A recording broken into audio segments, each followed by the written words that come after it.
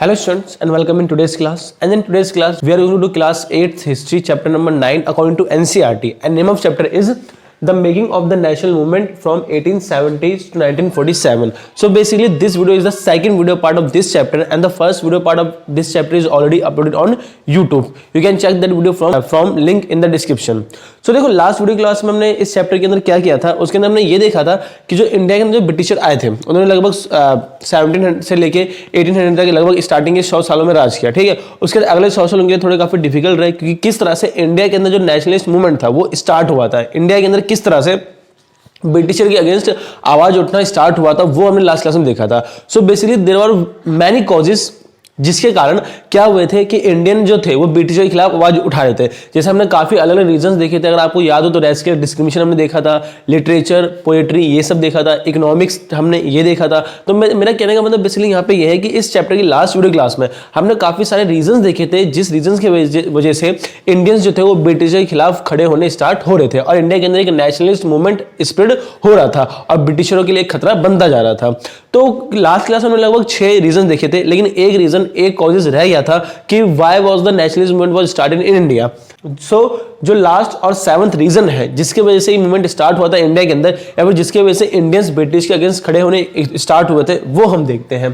तो क्या कहता है इमीडिएट फैक्टर्स। तो बेसिकली इमीडिएट फैक्टर के अंदर इसमें 2-3 अलग अलग रीजंस है जिन रीजंस की वजह से इंडिया के अंदर जो नेशनलिस्ट मूवमेंट था वो इंडिया के अंदर स्टार्ट हुआ था और इंडिया के इंडियन जो थे वो ब्रिटिश के अगेंस्ट खड़े होने स्टार्ट हो रहे थे। तो क्या क्या रीजंस थे वो हम देख लेते हैं। तो यहाँ पे जो पहला रीजन क्या आता है वो क्या कहता है कि इन 1878, डेट आपको याद रखनी है। देखो सिंपल चीज है, जब आप हिस्ट्री पढ़ते हो तो हिस्ट्री में डेट आपके लिए बहुत ज्यादा इंपॉर्टेंट हो जाता है। So try to always remember the all dates in history. तो in 1878 Lord Lytton passed the Vernacular Press Act, under which the editor of the vernacular newspaper were supposed to take an undertaking not to publish anything against government। देखो अगर आपको याद हो तो इस video के last part में जो हमने किया था, इस चैप्टर के लास्ट वीडियो में हमने जो किया था उसके अंदर मैंने आपको ये बताया था जो वर्नाकुलर होता है वो क्या होता है। तो अगर आपने वो वीडियो नहीं देखा तो देख लो। और वैसे बताया तो वर्नाकुलर का मतलब क्या होता है। Basically vernacular is a regional language और a local language of a particular area. तो उसको हम क्या कहते हैं, उसको हम वर्नाकुलर लैंग्वेज कहते हैं। जैसे एग्जाम्पल के लिए हर इंडिया है, अब इंडिया के अलग अलग इलाके में अलग अलग लैंग्वेजेस होते हैं। ठीक है, तो वो अलग अलग लैंग्वेजेस होते हैं उनको हम वर्नाकुलर लैंग्वेज या फिर लोकल लैंग्वेज कहते हैं। जैसे कुछ जगह भोजपुरी, कहीं पे हिंदी, कहीं पे इंग्लिश, कहीं पे तमिल, कहीं पे उर्दू, कहीं पे कन्नड़, कहीं पे मराठी, इस तरह से। तो अलग अलग एरिया के जो अलग अलग लैंग्वेज होते हैं उन्हीं को हम वर्नाकुलर लैंग्वेज कहते हैं। तो मैंने आपको लास्ट क्लास में ये बताया था कि इंडिया के अंदर जो नेशनलिज्म का मूवमेंट फैल रहा था या फिर इंडियंस जो ब्रिटिश के अगेंस्ट खड़े हो रहे थे तो उसमें एक सबसे बड़ा हाथ किसका था, उस टाइम के न्यूज़पेपर का भी था। तो उस टाइम के जो न्यूज़पेपर थे वो अलग अलग लैंग्वेज में, अलग अलग रीजनल लैंग्वेज में छपा करते थे ताकि जिस लैंग्वेज में छप रहे हो उस लैंग्वेज के, उसी इलाके के उस लोग उस लैंग्वेज को, न्यूज़पेपर को पढ़ सके और वो समझ सके कि जो ब्रिटिशर है उनके लिए कितना बड़ा खतरा है और वो ताकि वो ब्रिटिश से आजाद हो सके। तो वही वर्नाकुलर लैंग्वेज यहाँ पे कहलाता है। तो बेसिकली जब ब्रिटिशर्स ने ये देखा कि भाई जो वहाँ के जो न्यूज़पेपर है, लोकल न्यूज़पेपर जो है, तो वो लोकल न्यूज़पेपर वाले लोकल लैंग्वेजेस के अंदर उनके अगेंस्ट कुछ ना कुछ छाप रहे हैं जिससे जो इंडियंस है वो ब्रिटिश के अगेंस्ट खड़े हो रहे हैं। तो इस चीज को देखते हुए, इस न्यूज़पेपर के इस चीज को देखते हुए ब्रिटिशर ने, या फिर हम ये कहें कि जो उस टाइम के जो ब्रिटिश के जो लॉर्ड लिटन थे इंडिया के अंदर, तो उन लॉर्ड लिटन ने क्या किया, 1878 के अंदर एक प्रेस के लिए एक एक्ट पास किया। उस एक्ट का नाम क्या था, वर्नाकुलर प्रेस एक्ट। ये आपको ध्यान रखना है। तो वर्नाकुलर प्रेस एक्ट 1878 के अंदर पास हुआ। इसको पास किसने किया, इसको पास अंग्रेज लॉर्ड लिटन ने पास किया था जो कि इंडिया के वाइसराय थे। ये आपको ध्यान रखना है। तो इस एक्ट के अंदर क्या था, so according to vernacular press act, इस एक्ट के अकॉर्डिंग कोई भी इंडियन जो न्यूज़पेपर थे या फिर कोई भी जो इंडियन प्रेस थे, they can not publish anything against the British government. मतलब जो वर्नाकुलर प्रेस एक्ट पब्लिश किया गया था ब्रिटिशर के द्वारा 1878 के अंदर, इस एक्ट के अकॉर्डिंग कोई भी इंडियन न्यूज़पेपर वाले या फिर कोई भी इंडियन प्रेस कुछ अपने न्यूज़पेपर के अंदर ऐसा नहीं छाप सकता या फिर ऐसा पब्लिश नहीं कर सकता जो वहां की गवर्नमेंट के अगेंस्ट, यानी कि ब्रिटिश गवर्नमेंट के अगेंस्ट। और अगर ऐसा करने की कोशिश करता है तो उसको सजा दिया जाएगा और साथ ही साथ में उसके प्रेस के ऊपर कब्जा कर लिया जाएगा और उसके एसेट्स को उससे छीन लिया जाएगा। ये आपको ध्यान रखना है। तो ये एक्ट इसलिए पास किया गया ताकि जो न्यूज़पेपर वाले जो ब्रिटिशर के अगेंस्ट चीजें छाप रहे थे वो छापना बंद हो जाए। ये आपको ध्यान रखना है। इसके अलावा और क्या किया गया, इसके अलावा एक एक्ट और लाया गया जिसका नाम था आपका द आर्म्स एक्ट ऑफ 1878। तो ये जो द आर्म्स एक्ट ऑफ 1878 ये कहता है कि it was also passed under this act to keep and smuggling arms without license was a criminal offence for only Indians.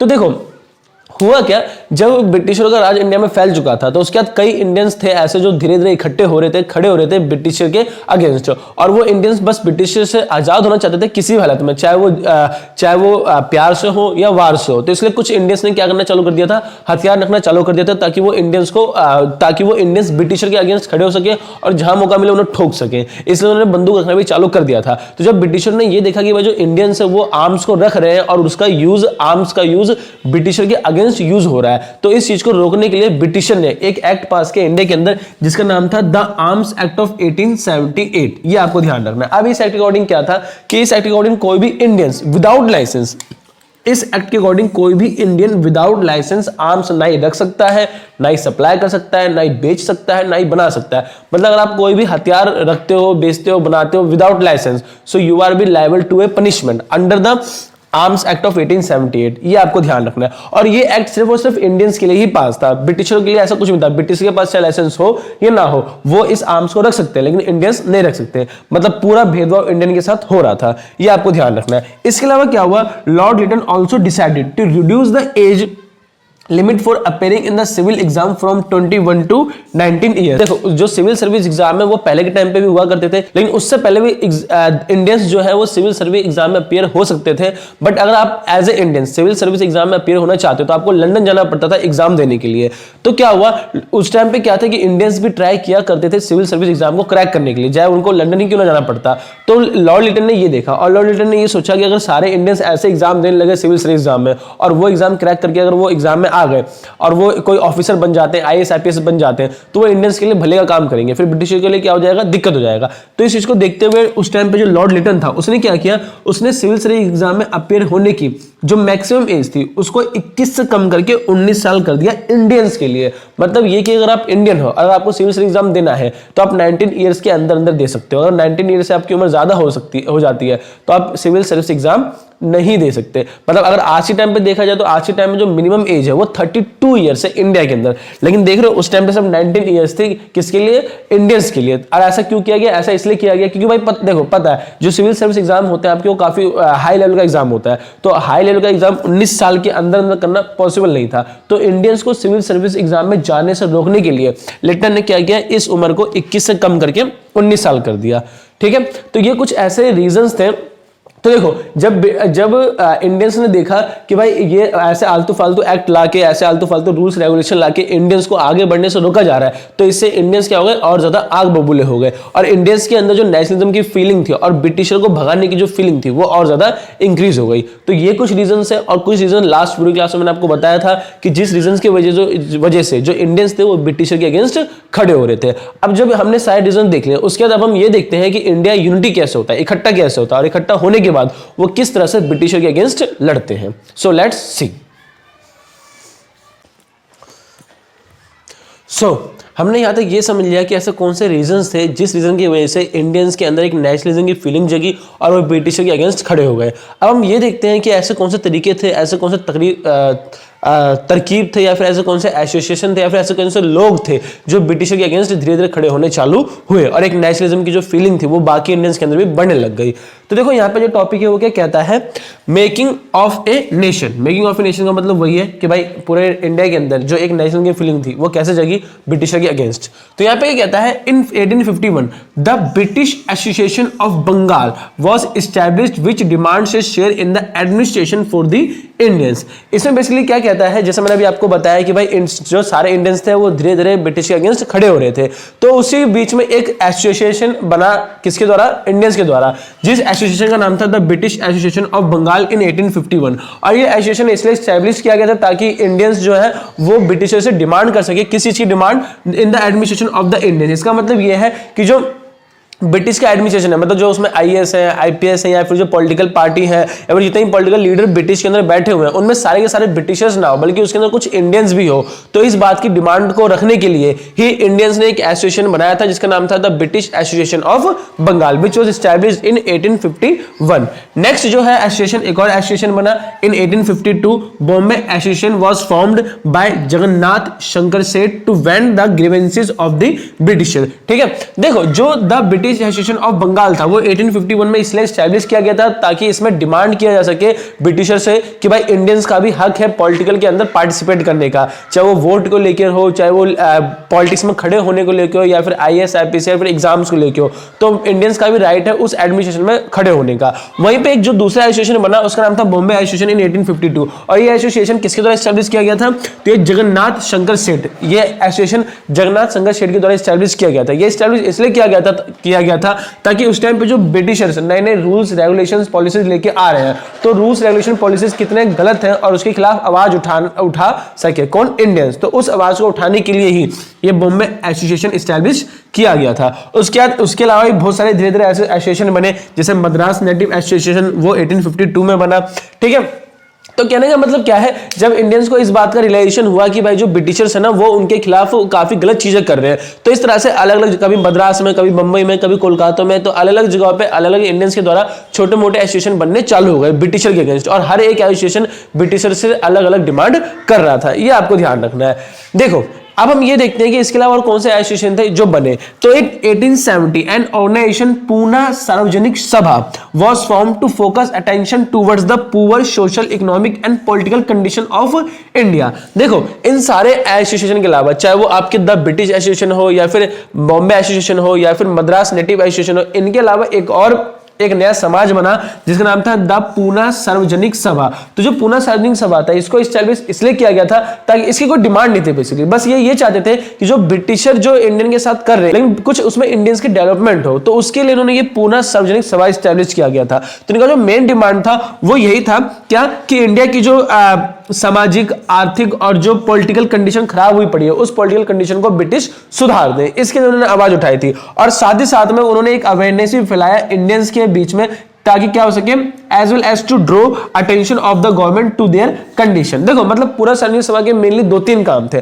पहला काम तो ये था कि भाई जो गवर्नमेंट है उनको ये बता सके, उनको ये अवेयर कर सके कि भाई जो इंडियंस है उनकी सोशल, इकोनॉमिक और पॉलिटिकल कंडीशन कितनी खराब है। तो जो गवर्नमेंट है, जो ब्रिटिश गवर्नमेंट है, वो इंडिया की इस सोशल, पॉलिटिकल और इकोनॉमिक कंडीशन को सुधार सके।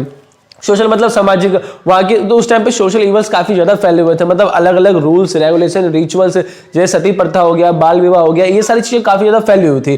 तो जो पूना सार्वजनिक सभा था वो ये चाहता था कि भाई जो ब्रिटिशर है वो कुछ ऐसे रूल्स रेगुलेशन लेके आए जिससे सोशल इवल्स खत्म किए सके, इकोनॉमिक डेवलपमेंट इंडियंस की जा सके और पॉलिटिक्स में भी इंडियंस को पार्टिसिपेट करने का मौका दिया जा सके। तो बस पूना सार्वजनिक सभा यही चीजें चाहती थी। इसके अलावा जो पूना सार्वजनिक सभा थी उन्होंने क्या किया, काफी अवेयरनेस भी फैलाया इंडियंस के अंदर कि भाई इंडियंस जो वो एकजुट हो, इकट्ठे हो और अपना डेवलपमेंट के लिए खुद कुछ ना कुछ वो सोचे या करे, ये आपको ध्यान रखना है। और इसके अलावा पूना सार्वजनिक सभा ने ये भी किया कि जो उस टाइम पे जो गवर्नमेंट थी उनका अटेंशन इंडिया की जो गंदी कंडीशन है उसके तरफ ड्रॉ किया ताकि इंडिया की कंडीशन को गवर्नमेंट क्या कर सके, सुधार सके। तो मिला जुला के पूना सार्वजनिक सभा का एक बहुत बड़ा दबदबा था जो उस टाइम पे ब्रिटिश गवर्नमेंट के ऊपर बना और काफी फायदेमंद भी साबित हुआ बाद में। उसके बाद क्या कहता है, इसके अलावा Sundarnath Banerjee lead to a protest against the government regulation which lowered the age in appear in ICS examination. ICS का मतलब यहाँ पे इंडियन सिविल सर्विस एग्जाम है, ठीक है। तो देखो बेसिकली आपको पता है अभी जो आपके लॉर्ड लिटन थे उन्होंने क्या कर दिया था, इंडियंस के लिए जो एग्जाम आईसीएस एग्जाम में अपीयर होने की जो एज थी उसको 21 से 19 साल कर दिया गया था। जहां पे इंडिया के अंदर 19 साल के अंदर बच्चा सही से ग्रेजुएशन भी नहीं कर पाता, वो ब्रिटिशर्स सोचते हैं कि वो जल्दी जल्दी 19 साल के अंदर अंदर क्या कर ले, सिविल सर्विस का एग्जाम क्रैक कर दे। तो इस चीज को देखते हुए क्या हुआ कि जब सुंदरनाथ बनर्जी ने ये देखा कि जो ब्रिटिशर है उन्होंने इंडियंस के लिए सिविल सर्विस एग्जाम के लिए जो मिनिमम एज है वो जो मैक्सिमम एज है वो 19 इयर्स कर दी, तो इसके अगेंस्ट इन्होंने प्रोटेस्ट करना चालू कर दिया। ये आपको ध्यान रखना है। तो देखो यहां तक इंडियंस ने क्या किया, चाहे मद्रास हो, मुंबई हो, कोलकाता हो या फिर इंडिया का कोई भी रीजन हो, तो अलग अलग रीजन पे छोटे मोटे एसोसिएशन ब्रिटिश के अगेंस्ट खड़े होने लग गए। लेकिन उन एसोसिएशन का ज्यादा फायदा नहीं हुआ। क्यों नहीं हुआ? क्योंकि इंडिया को उस टाइम पे एक ऐसे एसोसिएशन की जरूरत थी जो सिर्फ सिर्फ एक पर्टिकुलर रीजन नहीं बल्कि पूरे इंडियंस की तरफ आवाज उठा, इंडियन की तरफ से आवाज उठा सके और ब्रिटिशों के अगेंस्ट लड़ सके।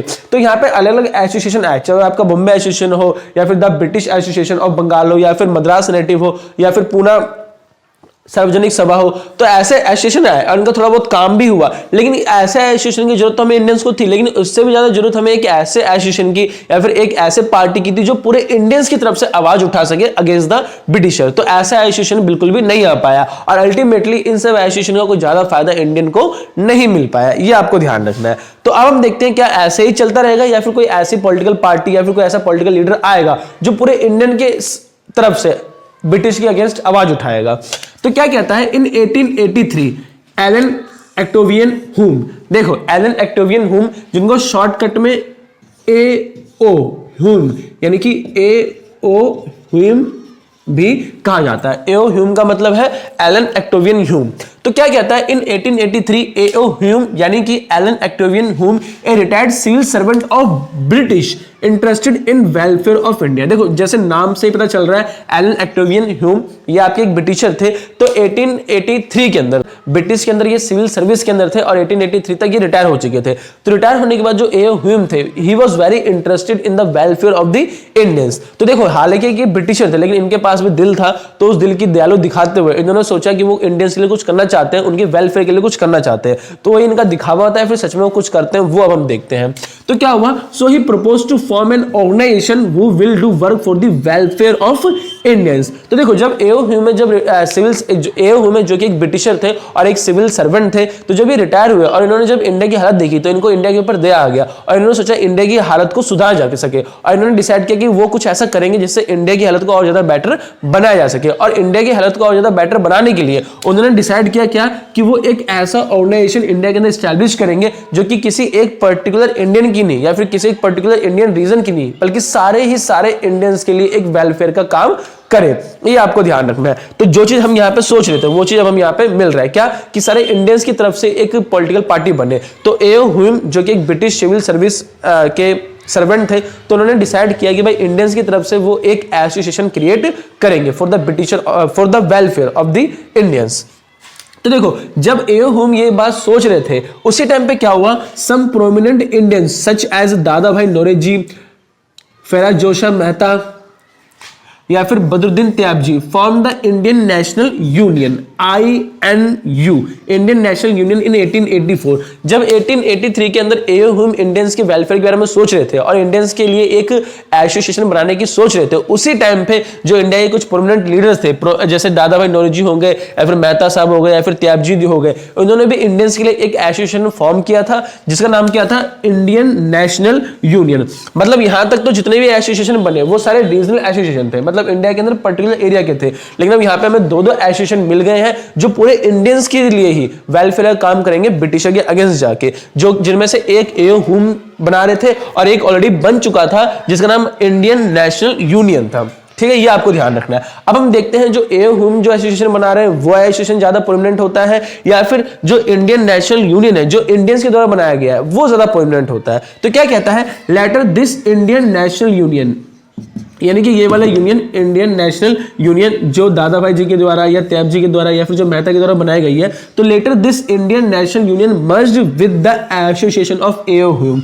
देखो ये क्या हो गया, मतलब ये कि AO ह्यूम ने इंडियंस के वेलफेयर के लिए जो एसोसिएशन बनाया और साथ ही साथ में इन इंडियंस लोगों ने जो इंडियन नेशनल यूनियन बनाया था इंडियंस के वेलफेयर के लिए, ये दोनों के दोनों बाद में क्या हो गए, मर्ज हो गए। मतलब ये कि AO ह्यूम ने जो एसोसिएशन बनाया और इंडियन नेशनल यूनियन, इन दोनों को मर्ज करके एक नया एसोसिएशन बनाया गया जिसका नाम रखा गया INC यानी कि इंडियन नेशनल कांग्रेस। आज के टाइम में जो कांग्रेस पॉलिटिकल पार्टी है, तो जो कांग्रेस पॉलिटिकल पार्टी है वो किसके द्वारा एस्टैब्लिश की गई थी, तो वो AO ह्यूम के द्वारा ही एस्टैब्लिश की गई थी इन 1885। तो यहाँ पे जो मैं आपको बार बार कह रहा था ना कि जो AO ह्यूम थे उन्होंने प्रपोज किया था एक ऑर्गेनाइजेशन बनाने के लिए इंडियंस के वेलफेयर के लिए, इंडियंस के वेलफेयर के लिए, बार बार जो मैं बोल रहा हूँ। तो AO ह्यूम ने जो एक इंडियंस के वेलफेयर के लिए जो एक ऑर्गेनाइजेशन बनाया था उस ऑर्गेनाइजेशन का नाम क्या था, INC इंडियन नेशनल कांग्रेस। और इस इंडियन नेशनल कांग्रेस के अंदर ही बाद में एक दूसरा यूनियन मर्ज हो गया जो कि था इंडियन नेशनल यूनियन, और इस तरह से एक नया पॉलिटिकल पार्टी बना for the welfare of Indians, जिसे हम आईएनसी यानी कि इंडियन नेशनल कांग्रेस कहते हैं। सो बेसिकली आज के टाइम में जो हम कांग्रेस का पॉलिटिकल पार्टी सुनते हैं वो कांग्रेस पॉलिटिकल पार्टी इंडिया के अंदर सबसे पुरानी पॉलिटिकल पार्टी अभी की, जिसको 1885 में एओ ह्यूम ने एस्टैब्लिश किया था आईएनसी इंडियन नेशनल कांग्रेस के नाम से। अब देखो इस इंडियन नेशनल कांग्रेस की पूरी हिस्ट्री अच्छे से और डीपली समझेंगे हम in next class. So I hope ये सारे टॉपिक्स आपको समझ में आ गए होंगे, इनको नोट कर लेना, समझ लेना और अपने दोस्तों के साथ इसे शेयर भी जरूर करना। Till bye bye and take care.